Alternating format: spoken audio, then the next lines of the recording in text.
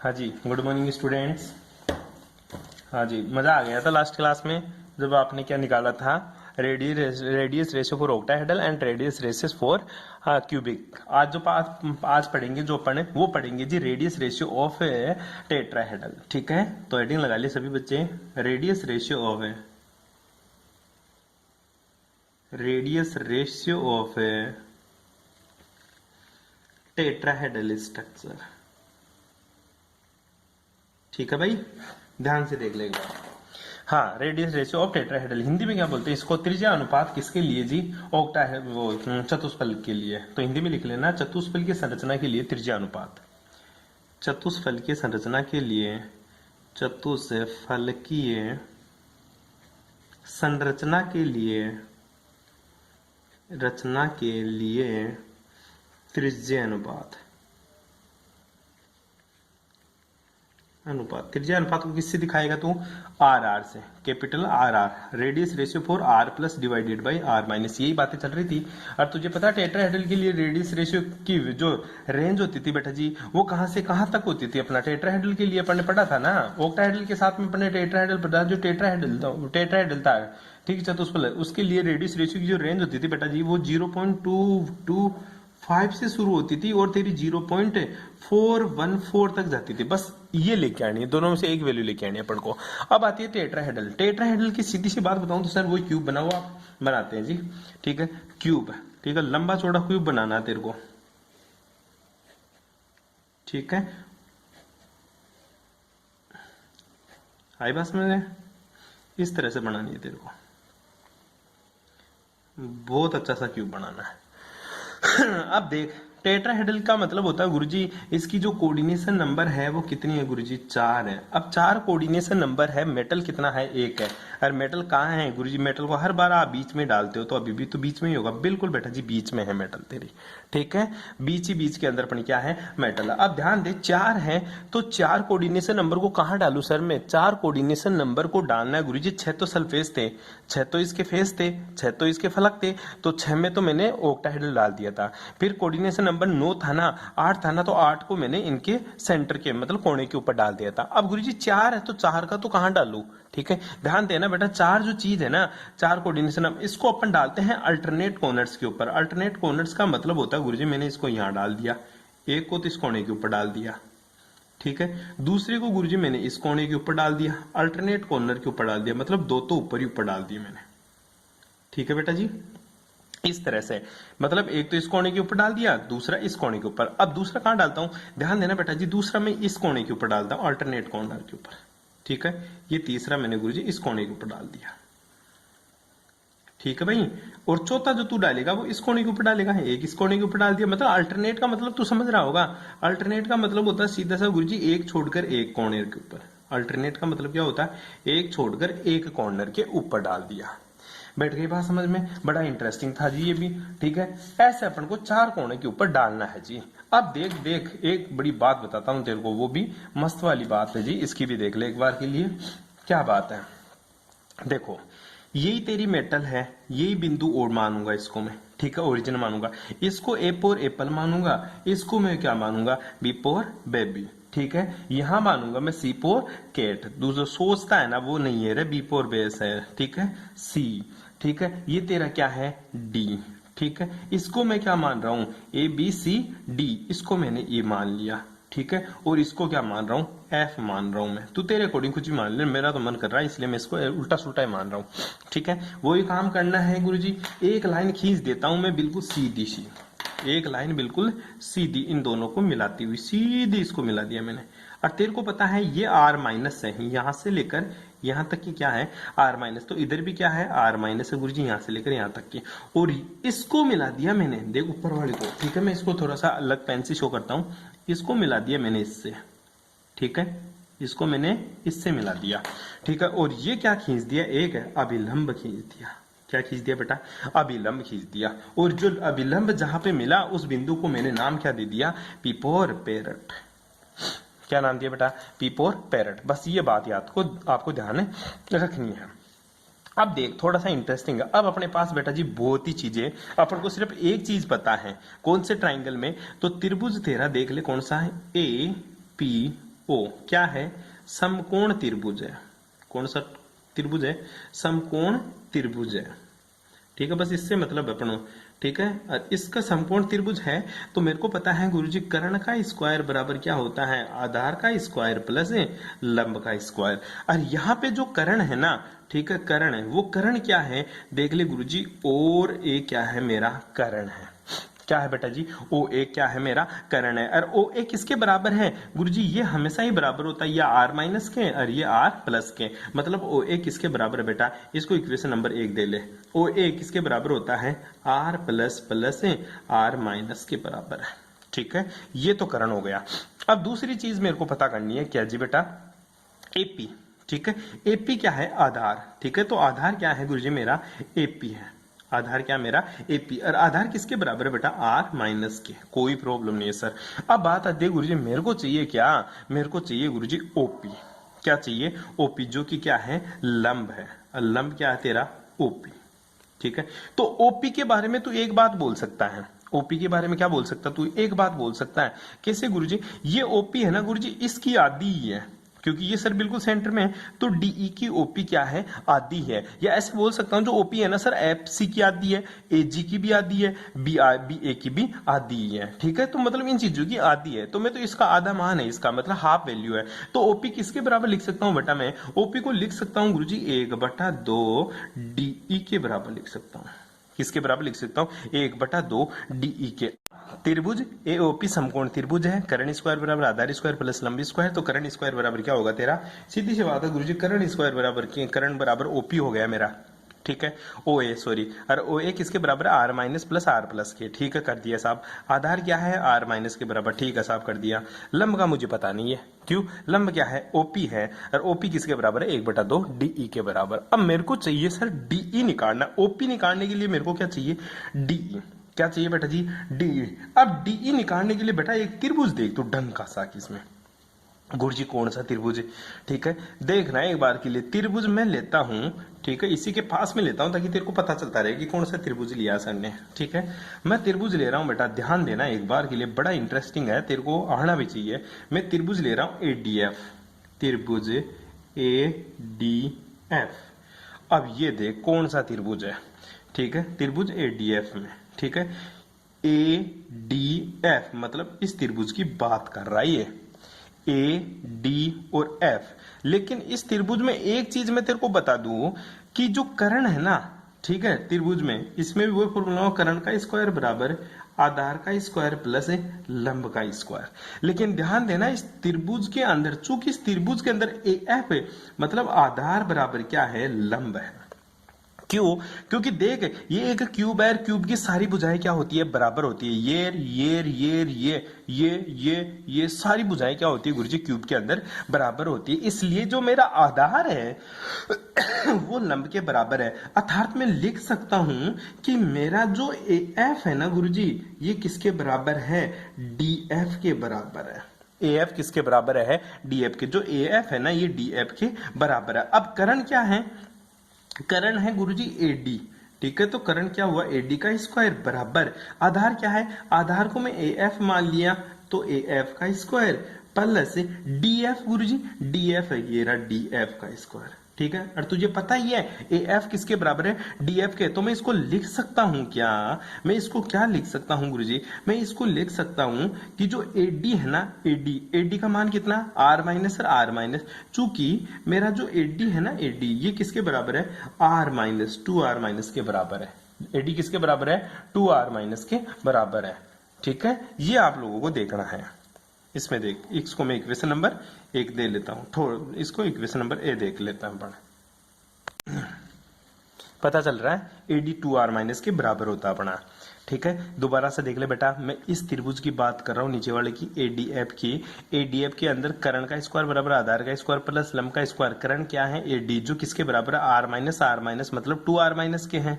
ठीक है, इसी तरह जो ए एफ है ना, ये डीई के बराबर होता है, डीएफ के बराबर होता है। क्यों, क्योंकि ये सारा का सारा मेरा क्या है, क्यूब है। और क्यूब के अंदर होता क्या है बेटा जी, क्यूब के अंदर गुरुजी सारी भुजाएं क्या होती है, बराबर होती है। ये ये सारी भुजाएं क्या है, बराबर होती है। इसलिए मैंने लिख दिया A F equal to D F, ठीक है। और ए डी का स्क्वायर बराबर ए एफ का स्क्वायर प्लस डी एफ का स्क्वायर। और मेरे को ए डी का पता है 2r माइनस है, ए डी का पता है क्या है, ए डी किसके बराबर होता है, 2r माइनस के बराबर होता है। तो बेटा जी लिख दे इसकी जगह, तो ए डी की जगह तो तू क्या लिखेगा गुरुजी, ए डी की जगह तो लिखूंगा मैं 2r माइनस का स्क्वायर, ठीक है। और ए एफ और डी एफ दोनों बराबर है तो एक लिख दे, चाहे 2df का स्क्वायर, दोनों को एक, चाहे ए एफ लिख दे चाहे डी एफ लिख दे, दोनों के बराबर होता है अपना, ठीक है भाई।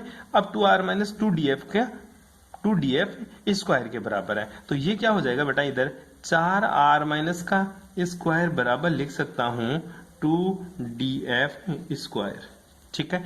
इससे काट देंगे 2 बार, तो तेरा जो df का स्क्वायर है ये किसके बराबर हो गया गुरुजी, 2r माइनस का स्क्वायर के बराबर हो गया, ठीक है। अब मैंने तेरे को अभी बताया कि क्यूब है, क्यूब के अंदर चाहे AF ले ले चाहे DF ले ले चाहे DE लिख ले, सब बराबर है, ठीक है। तो मैं जो DF है इसकी जगह DE लिख दूं तो तेरे को कोई प्रॉब्लम थोड़ी हो जाएगी। जैसे मैं यहां लिख रहा हूं, ठीक है, DF की जगह मेरे को DE लिखना है क्योंकि मेरे पास फॉर्मूले में DE है, ठीक है।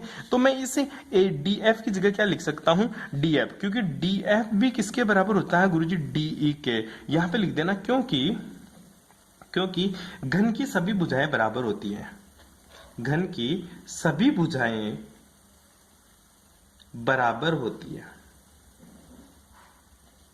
ठीक है। ये बात तेरे को लिखनी है, ठीक है। इसलिए तू क्या लिख देगा, DE बराबर है, DE का स्क्वायर बराबर तू लिख देगा 2r माइनस का स्क्वायर। और तेरा जो DE है ये किसके बराबर हो जाएगा बेटा जी, रूट में 2r माइनस, ये तेरा DE आ गया। अब तेरा DE की वैल्यू आ गई, इसकी भी वैल्यू है, इसकी भी वैल्यू है, वैल्यू पुट कर दे सबकी।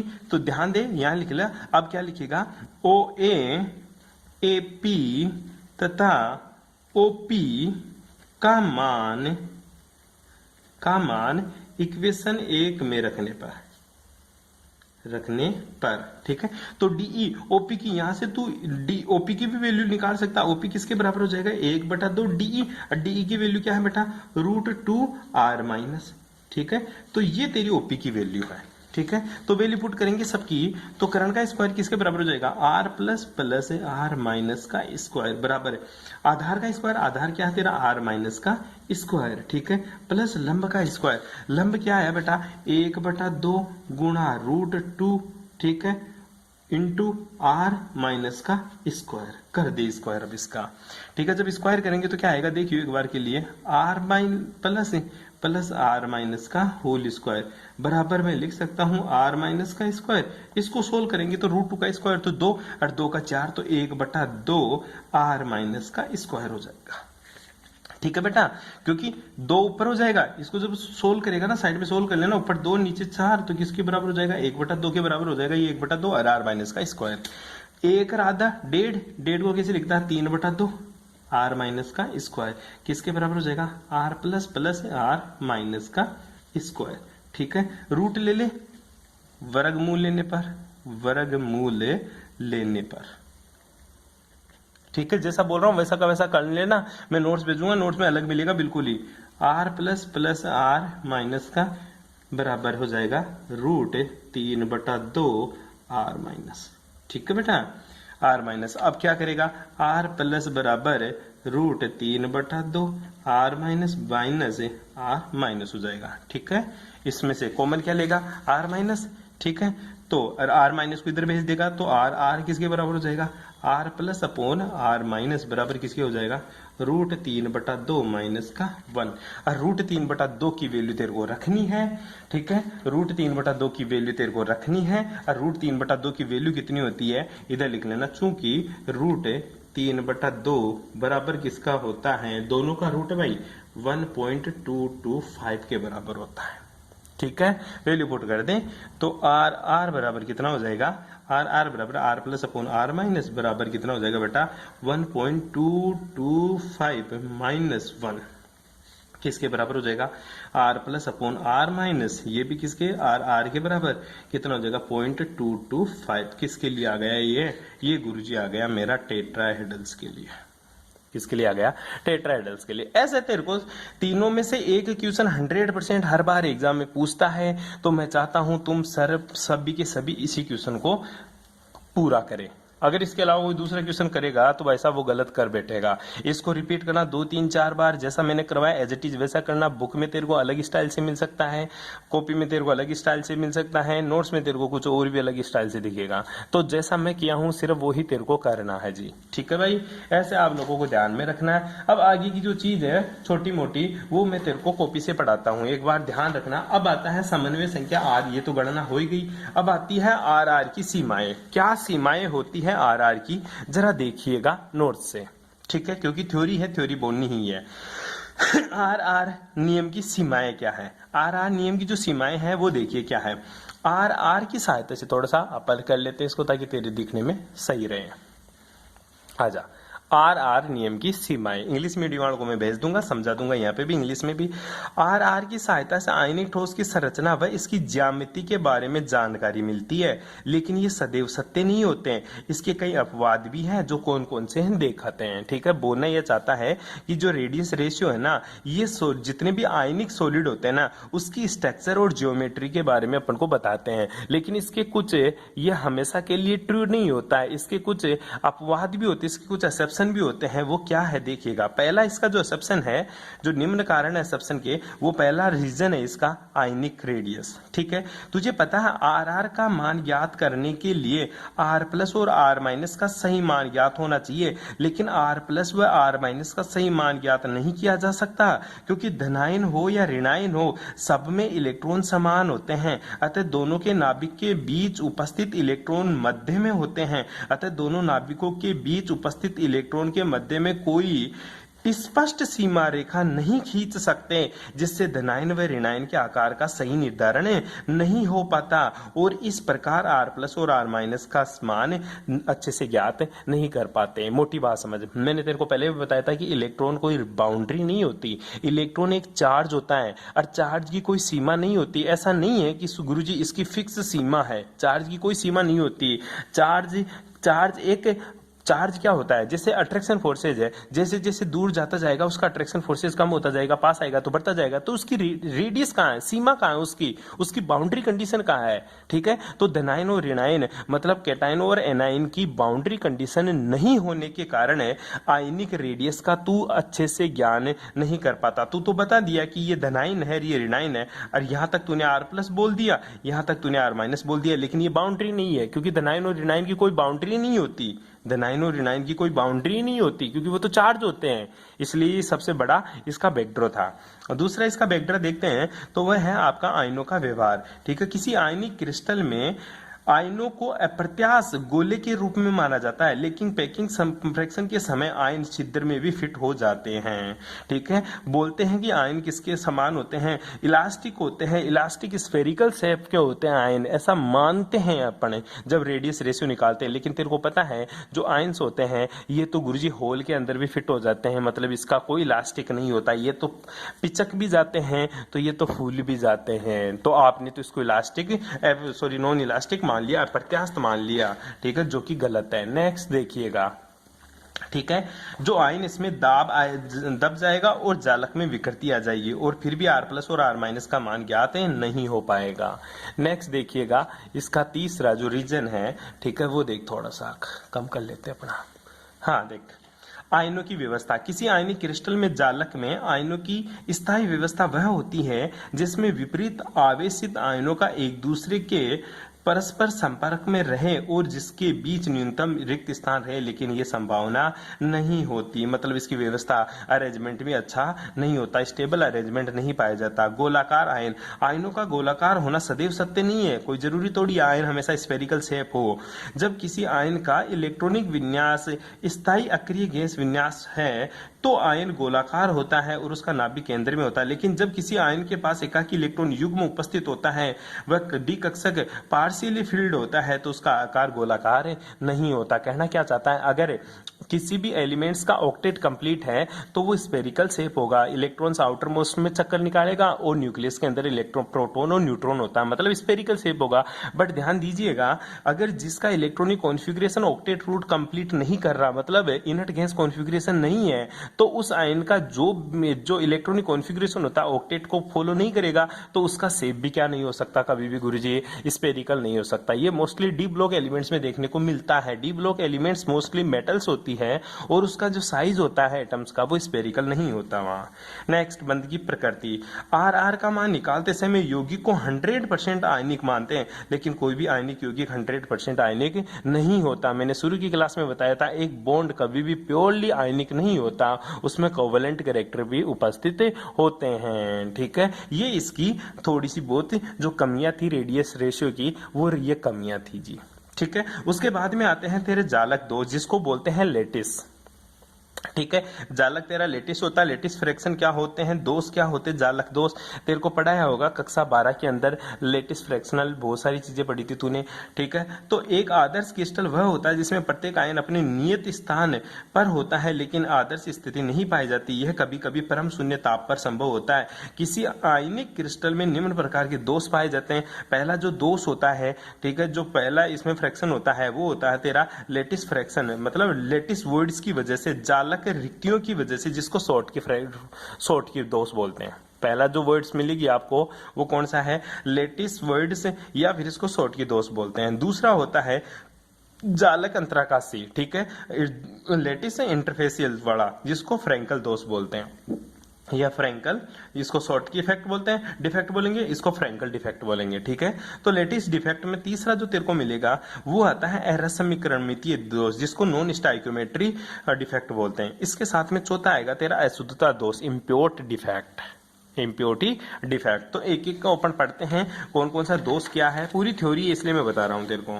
ठीक है, सबसे पहला जो दोष है भाई जी, वो है तेरा जालक रिक्तियां या शॉर्ट की डिफेक्ट। ठीक है, जालक रिक्तियां या फिर शॉर्ट की डिफेक्ट। ध्यान से देख इसको, जालक को। ठीक है, इसके मैं तेरे को वीडियो भेज दूंगा। ठीक है, बाकी बातें करेंगे नेक्स्ट क्लास में। Thanks for cooperation.